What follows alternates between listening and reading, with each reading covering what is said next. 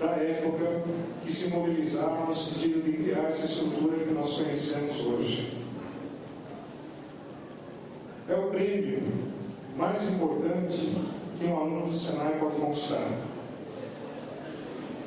O Senai realizará o pagamento de um valor em dinheiro para esse aluno e a escola prepara para esse aluno um diploma de honra ao mérito, um diploma que ele poderá levar para o resto da vida como aquele aluno que mais se destacou no curso de aprendizagem industrial. É importante nós falarmos um pouquinho, muito rapidamente, sobre os critérios.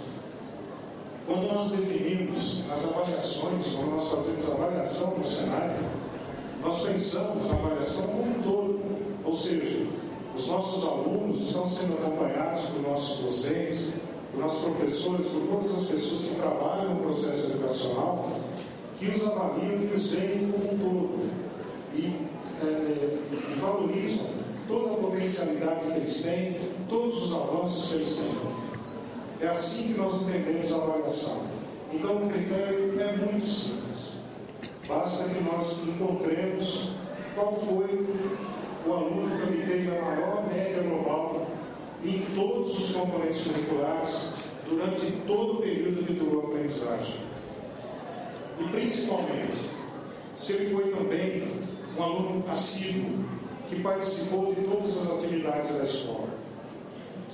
Então, sem mais mistérios, eu gostaria de pedir à família do nosso aluno premiado com o prêmio Roberto Lange, que ao momento em que eu chamá-lo, eu gostaria que a família também se levantasse e viesse até aqui para que a gente prestasse essa homenagem a ele.